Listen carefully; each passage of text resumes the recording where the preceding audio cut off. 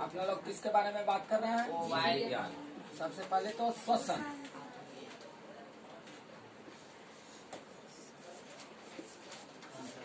ना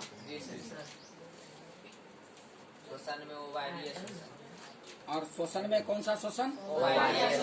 अवायवीय श्वसन। तो आप देख, हम लोग श्वसन की परिभाषा जान गए। अब बोला गया कि शरीर में श्वसन कितने प्रकार का होता है? 2 प्रकार। श्वसन का 2 प्रकार है, एक वायवीय श्वसन, एक वायवीय श्वसन।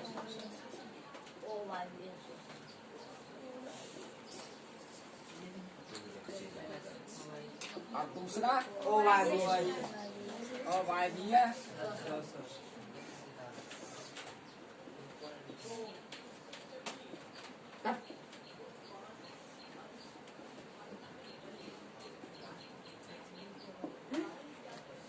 अब देख, वायवीय श्वसन और अवायवीय श्वसन। तो वैसा वायवीय श्वसन की परिभाषा हम लोगों ने क्या लिखा था कि जब ऑक्सीजन की उपस्थिति में ऑक्सीजन की उपस्थिति में श्वसन की क्रिया होती है तो उस तरह के श्वसन को क्या बोल देते हैं? वायवीय श्वसन की ऑक्सीजन उपस्थित रहेगा, यानी ऑक्सीकरण की क्रिया होगी। और उसके बाद अवायवीय श्वसन, जब ऑक्सीजन की अनुपस्थिति में श्वसन की क्रिया होती है तो उस तरह के श्वसन को हम लोग बोल देते हैं अवायवीय श्वसन। अब देखो, अवायवीय श्वसन जीव के शरीर के किस भाग में होता है? कोशिका। यानी जीव का शरीर किससे बना हुआ है? कोशिका से।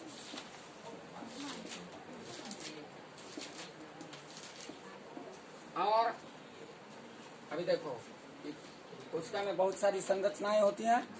तो कोशिका का केंद्रक और केंद्रक के बाहर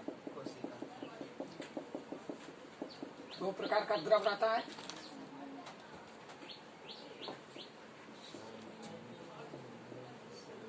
कोशिका, अब देखो, कोशिका में एक द्रव्य भरा रहता है, यानी सबसे पहले तो जीव द्रव्य, जिसको हम लोग क्या बोल देते हैं? प्रोटोप्लाज्म।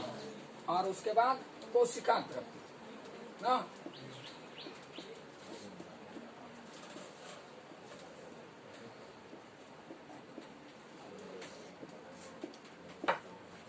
अंग्रेजी में इसको क्या बोल देते हैं?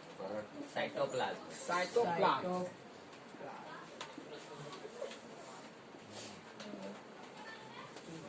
और अवायवीय श्वसन की घटना कहाँ होती है? कोशिका के कोशिका द्रव्य में ना। अवायवीय श्वसन की क्रिया कोशिका के कोशिका द्रव्य में होती है। तो कोशिका में आया कौन? ऑक्सीजन। कोशिका में ऑक्सीजन। हम लोग बात कर रहे हैं किसके बारे में? अवायवीय श्वसन के बारे में। तो यहाँ ऑक्सीजन की कोई आवश्यकता नहीं है, ऑक्सीजन आएगा ही नहीं। तो इसका मतलब है कि सबसे पहले कि कोशिका में ऊर्जा के रूप में रूपांतरित होने के लिए कौन आएगा? ग्लूकोज ना।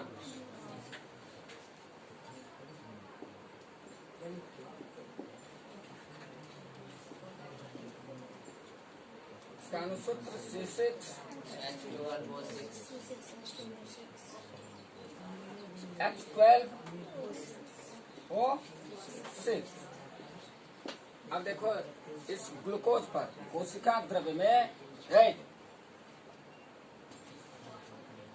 विशिष्ट प्रकार के एंजाइम क्या होते हैं?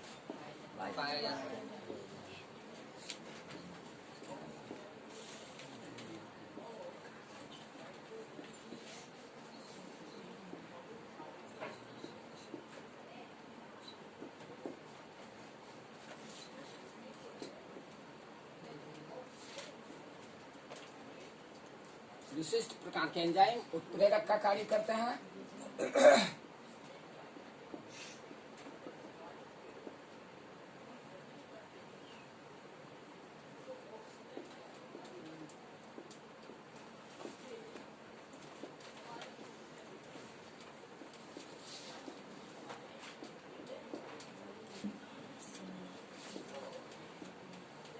कि कोशिका द्रव्य में अलग अलग प्रकार के विशिष्ट एंजाइम्स किस पर कार्य करते हैं? ग्लूकोज पर। और ग्लूकोज को क्या करता है? 2 पायरुवेट में क्या में तोड़ देते हैं। ग्लूकोज टूट जाता है, विखंडित हो जाता है। विखंडन क्या हुआ? ग्लूकोज का विखंडन।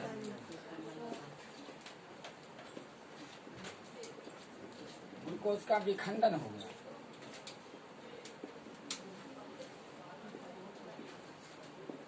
यानी ग्लूकोज सबसे पहले कहाँ आया? कोशिका के कोशिका द्रव्य में। कोशिका द्रव्य में अलग अलग प्रकार के विशिष्ट प्रकार के एंजाइम्स मौजूद थे। वो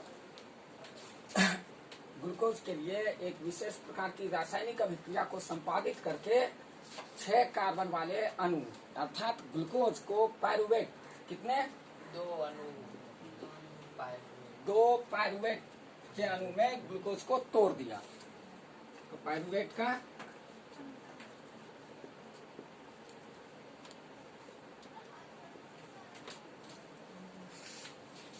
कितना अणु? 2 अणु ना।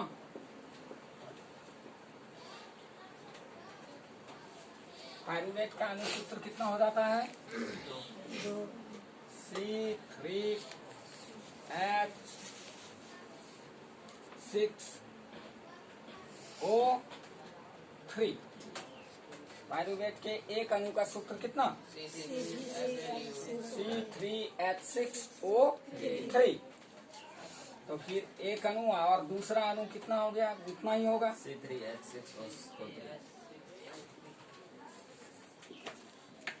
C3H6O3 ना, आधा आधा हो जाता है। कार्बन का 6 परमाणु था, तो पायरुवेट में कार्बन का कितना परमाणु हो गया? 3। यहाँ हाइड्रोजन का कितना परमाणु था? 12। कितना हो गया? 6। और ऑक्सीजन का कितना परमाणु? 6। तो उसका आधा कितना हो गया? 3। तो ये हमारा पायरुवेट का क्या है? अनुसूत्र है। और क्या बोला कि ग्लूकोज टूट के कितने? 2 पायरुवेट के अणु में बदल जाता है।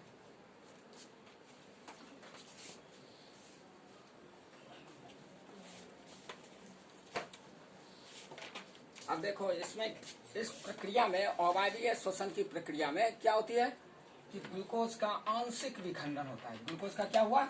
आंशिक विखंडन।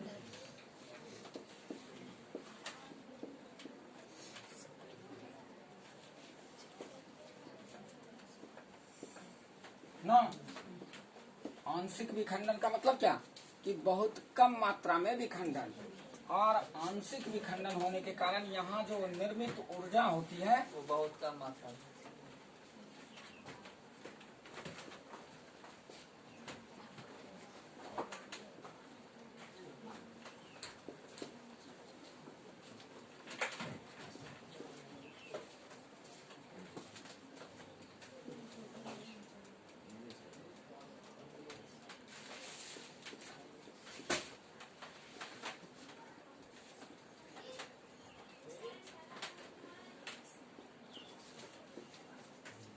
निर्मित ऊर्जा एटीपी की मात्रा क्या हो जाती है?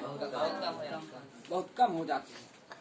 तो हम लोग अवायवीय श्वसन के डायग्राम को देख लिए कि अवायवीय श्वसन के लिए ऑक्सीजन की आवश्यकता नहीं है।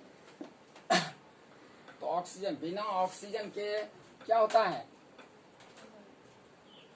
ग्लूकोज कहाँ पहुंच जाता है? कोशिका में। और कोशिका के कहाँ? कोशिका द्रव्य। माइटोकॉन्ड्रिया में नहीं जाता है, पहुंच जाता है कहाँ? अवायवीय श्वसन की क्रिया होगी तो ये अवायवीय श्वसन की क्रिया कोशिका के कोशिका द्रव्य में ही होगी, या माइटोकॉन्ड्रिया में संपादित नहीं होगी। अब कोशिका के कोशिका द्रव्य में आ गया कौन? Glucose, C6H12O6। अब यहाँ क्या है कि कोशिका द्रव्य में विशिष्ट प्रकार के एंजाइम्स मौजूद रहते हैं, भिन्न भिन्न प्रकार के। वो एंजाइम्स ग्लूकोज की अभिक्रिया को उत्प्रेरित करते हैं, और उत्प्रेरित करने के बाद ग्लूकोज के अणु का आंशिक विखंडन, यानी ग्लूकोज के अणु का विखंडन करते हैं, आंशिक विखंडन करते हैं, और ग्लूकोज को पायरुवेट के कितने अणु में? 2 अणु में बदल देता है। अब हम लोग पाइरुवेट का अनुसूत्र देख लेते हैं, कितना है C3H6O3, फिर C3H6O3। इस तरह से हमने एक एक अणु को दिखाया और हमने लिखा था क्या कि ग्लूकोज का एक अणु टूटने पर पाइरुवेट का कितना अणु बनता है? 2 अणु बनता है।